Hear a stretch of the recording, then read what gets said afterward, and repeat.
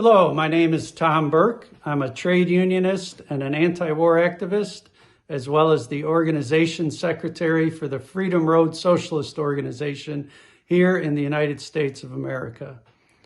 I'm living in Michigan, but I'm actually from Chicago, the home of the 8-hour day struggle and the Haymarket martyrs. We want to send you greetings of solidarity for May Day from the home of the martyrs. Thank you. I would also like to send greetings to the Bicentennial Congress of the Peoples of the World as we build towards a conference in June in Caracas, Venezuela. And we want to thank the PCOA, the Worldwide Platform of Workers Against Imperialism, for helping to organize the process. As well, I want to give a shout out to the Vice President of the working class from the PSUV, Francisco Torrealba, who hosted myself and a Teamsters union delegation more than a year ago, just before COVID came to the United States in a big way. We've been suffering with over 500,000 deaths in 1 year, and we're starting to see that the vaccinations and being safe works for opening up our society again. I also want to send great thanks to President Nicolas Maduro of the Bolivarian Republic of Venezuela and give our solidarity in opposing the U.S. attempts to overthrow his government, the U.S. attempts on his life, and against especially the killing and brutal U.S. sanctions that affect the whole economy and cause healthcare problems for people in Venezuela.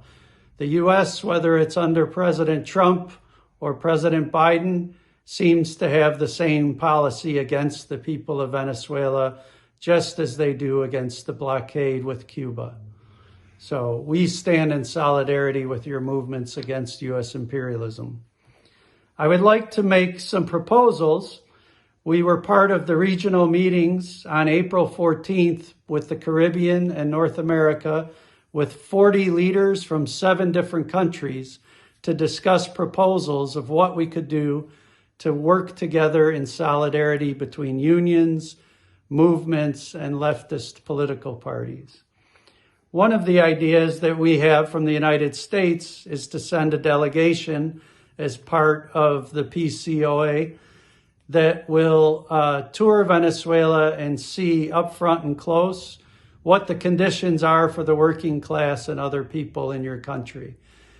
Like previous visits we made, we met with experts, we heard human rights reports from lawyers, we met with officials of the government, and what we especially liked was visiting factories and workplaces with workers and trade union leaders to learn about the actual conditions of life.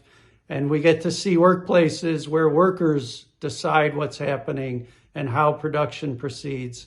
And there's nothing more thrilling for people to be able to work without bosses who are only concerned about profit and ordering other human beings around. So for us, that's a big change from our own society.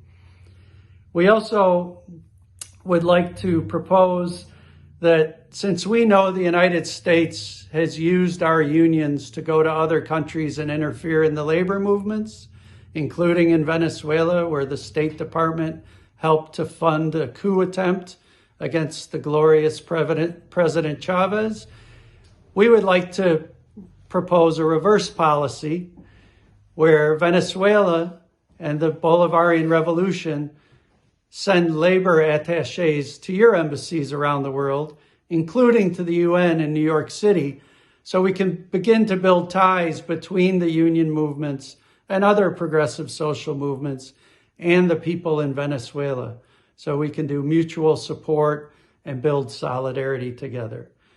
The UN being located in Manhattan would be a very good place to start this program, in our opinion. So that's our proposal. Finally, I want to say that we are dedicated to ending the sanctions and lifting the blockade against both Cuba and Venezuela. We have done some work and we need to do more in our country to build up our movements.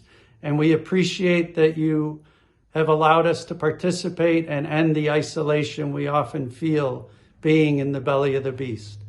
Solidarity. Long live President Maduro.